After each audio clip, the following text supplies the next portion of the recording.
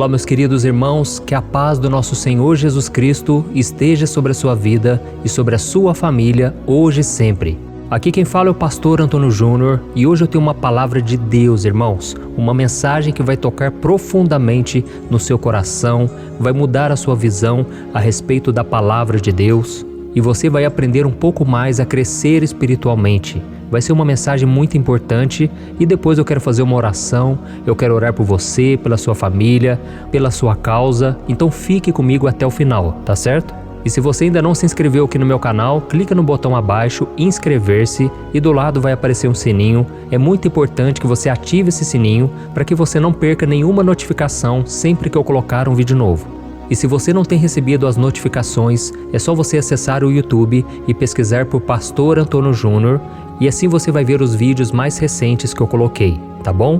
Então vamos começar, irmãos. Eu quero ler um versículo que está em 1 Coríntios, capítulo 1, o versículo 21, que diz assim: Na sabedoria de Deus, o mundo não o conheceu por meio da sabedoria humana.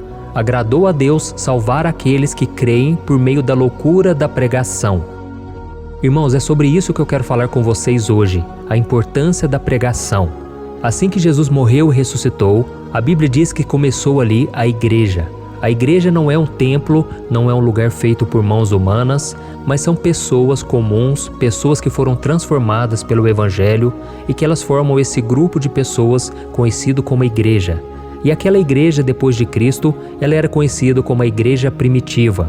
Se hoje nós temos acesso ao Evangelho, à Bíblia, podemos conhecer Jesus e sermos salvos, foi porque homens e mulheres do passado foram ousados na pregação. Aquelas pessoas acreditavam na pregação e no ensino da Bíblia, que é a palavra de Deus.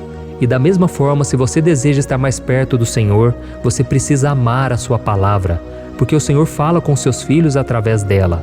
Então me mostre uma pessoa que estuda a Bíblia, que procura saber mais sobre a palavra de Deus, e eu vou te mostrar uma pessoa que pode crescer espiritualmente.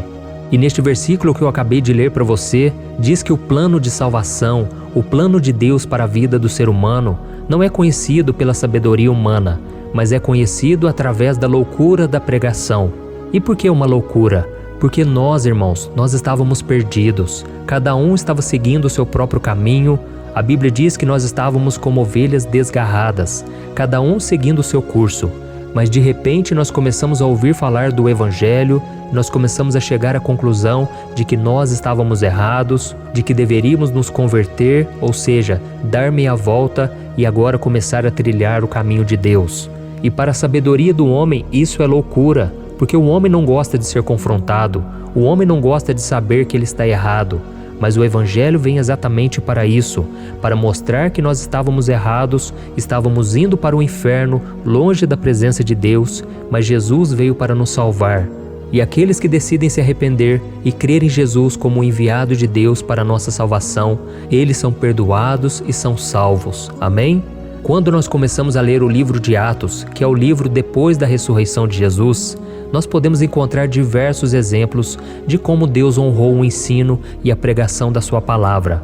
E tem um exemplo muito interessante de quando o apóstolo Paulo ele foi pregar em Atenas, que era o centro da filosofia da época. Ali haviam muitos pensadores, filósofos, e Paulo ele levou a palavra de Deus. Isso está registrado no livro de Atos, capítulo 17. Ali se reuniam os grandes intelectuais, os grandes filósofos gregos, e o que Paulo fez? Será que ele apresentou uma peça teatral para eles? Afinal de contas, a Grécia foi o berço do teatro.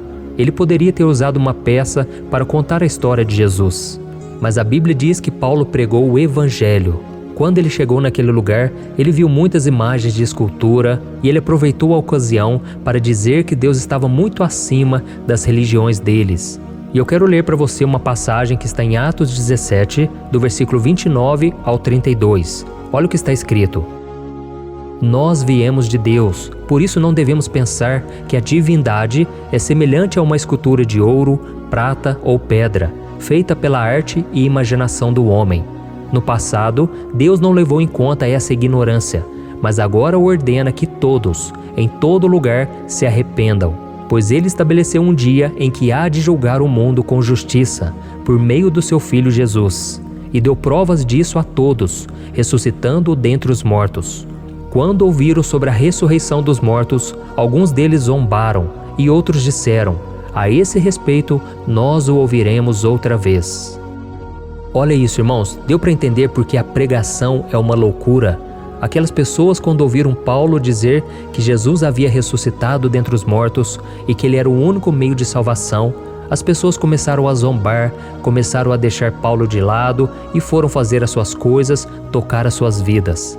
Mas se nós continuarmos lendo essa passagem, nós vamos ver que algumas pessoas se converteram. Então, para Deus, irmãos, Ele não está se importando com a multidão. Ele quer saber daqueles que realmente estão dispostos a se arrepender e crer em Jesus como Senhor e Salvador. O grande problema é que nós vivemos numa época em que as pessoas não valorizam a pregação. Os sermões estão ficando cada vez mais curtos, cada vez mais rasos, e poucas pessoas têm dedicado um tempo para pregar, para evangelizar. Mas, irmãos, se nós quisermos crescer espiritualmente, se quisermos saber qual é a vontade de Deus para nós, nós devemos amar a palavra de Deus. Devemos procurar saber o que a Bíblia tem a dizer em cada área da nossa vida. Amém? A igreja primitiva entendeu isso, e por isso eles eram tão fortes, tão unidos, e por isso a presença do Espírito Santo estava tão presente na vida deles, porque eles gostavam de aprender, eles gostavam de saber qual é a vontade do Senhor. Então, se você quiser ser um cristão forte, um cristão maduro espiritualmente, eu quero te convidar a todos os dias estar aqui comigo, não por causa de mim, mas por causa da mensagem que eu trago. Eu não sou nada, irmãos, eu sou apenas um mensageiro. Deus me chamou com esse propósito, e não é só eu que falo da palavra de Deus. Procure conhecer pessoas que vão evangelizar, falar do amor de Deus, do Evangelho, pessoas que ensinam com clareza, sem trazer sensacionalismo, mas que trazem a verdade. Custe a quem custar, doa a quem doer. Amém? A Bíblia é conhecida como uma faca de dois gumes, que corta, que penetra no fundo da alma e que muitas vezes machuca, muitas vezes vai matar o velho homem, mas isso é bom, porque a Bíblia diz que o sofrimento que é gerado por Deus, ele traz vida, ele traz um recomeço. E não tem como você nascer espiritualmente se primeiro você não morrer para os seus pecados e para a sua vida antiga. Tá bom? Não deixe para depois, entregue a sua vida para Jesus hoje e venha conhecer a verdadeira felicidade, a verdadeira alegria, a verdadeira paz, de saber que você está em comunhão com Deus e que um dia todo choro e lamento irá se acabar e nós reinaremos com Cristo para sempre. Amém? Então agora eu quero fazer uma oração por você, eu quero orar pela sua vida espiritual principalmente, porque isso é o mais importante. Não adianta nada você ganhar dinheiro, você ter amigos, família, se Jesus não é o Senhor da sua vida. Não adianta nada você ter religião, você ir a uma igreja, se Jesus ainda não te salvou, porque o que conta, irmãos, é a nossa salvação. Quando fecharmos nossos olhos aqui na terra e abrirmos do lado de lá, nós seremos julgados, mas o próprio Jesus garantiu que se nós cremos nele como Salvador, nós não entraremos em juízo, mas passaremos da morte para a vida. Ou seja, seremos salvos no mesmo momento e não entraremos em condenação. Existe promessa mais maravilhosa que essa, irmãos? Então agora eu quero fazer uma oração por você. Se você puder, feche os seus olhos e vamos falar com o Senhor. Senhor, meu Deus e meu Pai, nós estamos aqui na Tua presença. Oh, meu Deus, eu posso sentir a Tua presença mais uma vez. Oh, meu Pai, os dias são difíceis, os tempos estão cada vez mais terríveis, ó Deus. Mas na Tua presença existe abundância de alegria. Na Tua presença existe delícias perpetuamente, como está escrito na Tua palavra. Senhor, e agora eu te peço, derrama da Tua presença sobre nós. Perdoa os nossos pecados, ó Deus, assim como nós temos perdoado os nossos devedores. Jesus, entra na nossa vida. Eu intercedo agora por este irmão e por esta irmã que tem ouvido as minhas orações, mas que ainda não entregou sua vida para Jesus. Jesus, derrama da Tua misericórdia. Não deixe essa pessoa procrastinar, deixar para depois. Mas, Senhor, através do Teu Espírito Santo, convença do pecado. Jesus, nós cremos que Tu és a luz deste mundo. Tu és a alegria que nós precisamos. Por isso eu te peço, preencha o nosso coração, Senhor. Não deixa a gente continuar a nossa vida do jeito que estamos. Quantas vezes, meu Pai, nós quebramos a cara, nós começamos a agir do nosso próprio jeito, no nosso próprio entendimento, e nós esquecemos que o Senhor é quem sabe de tudo e que nós devemos consultá-lo antes de qualquer coisa. Senhor, seja o nosso Deus, seja o nosso Senhor, o nosso Salvador. Guia os nossos passos, meu Pai. A vida de muitos que estão me ouvindo aqui está uma vida bagunçada, uma vida cheia de dívidas, cheia de problemas de relacionamentos, cheia de solidão, de tristeza. Mas Jesus, Tu és aquele que mudou vidas no passado e que continua mudando até hoje. Tu és o mesmo ontem, hoje e eternamente. Por isso eu te peço agora, Jesus, entra nesse coração. Muda, Senhor, totalmente a história dessa pessoa, que ela deixe de ser uma pessoa briguenta, uma pessoa que guarda mágoas, mas que o Senhor coloque o Teu amor, Pai, neste coração. Ajuda-nos, Senhor, a cumprir a Tua vontade. Ajuda-nos, Senhor, também a pregar para os outros, a falar do Teu amor, Senhor, e que tudo comece a partir do nosso próprio testemunho de vida.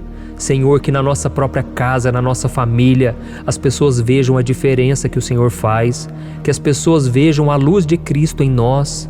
Ó Senhor Jesus, muda cada área da nossa vida. Nós não queremos mais viver longe de Ti, mas queremos viver na Tua presença. E que o Senhor coloque também um amor muito grande no nosso coração pela Tua palavra, porque é a Tua palavra que nos transforma, que redime a nossa vida, que nos ajuda a libertar do pecado e a viver em santidade. Oh meu Pai, desde já eu Te agradeço por esta mensagem, por esta oração e pela vida de cada um dos meus irmãos. Em nome de Jesus que eu oro e Te agradeço. Amém. Glória a Deus. Oh meus amados, eu quero agradecer do fundo do coração. Vocês não imaginam a alegria que eu sinto quando eu oro por vocês, ao caminhar junto com vocês. Eu não te conheço pessoalmente, mas se Deus permitir, um dia vamos nos abraçar aqui na terra.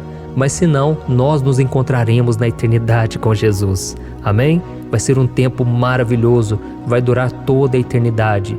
E ali nós poderemos conversar, louvar ao Senhor. Vai ser um tempo precioso. Irmãos, eu confesso para vocês que eu penso muito sobre o céu. Eu penso na morte, mas eu penso no céu, que é a esperança do cristão.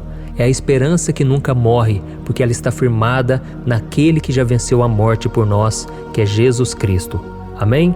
Olha, que Deus te abençoe poderosamente, que a sua vida seja cada dia mais abençoada, e eu vou ficar esperando você no próximo vídeo. E se você ainda não compartilhou, clique no botão abaixo do vídeo, compartilhar, e envie aí nos grupos de WhatsApp. Vamos espalhar a mensagem do Evangelho. Tá bom? Deus vai te usar muito na vida dessas pessoas, em nome de Jesus. Amém?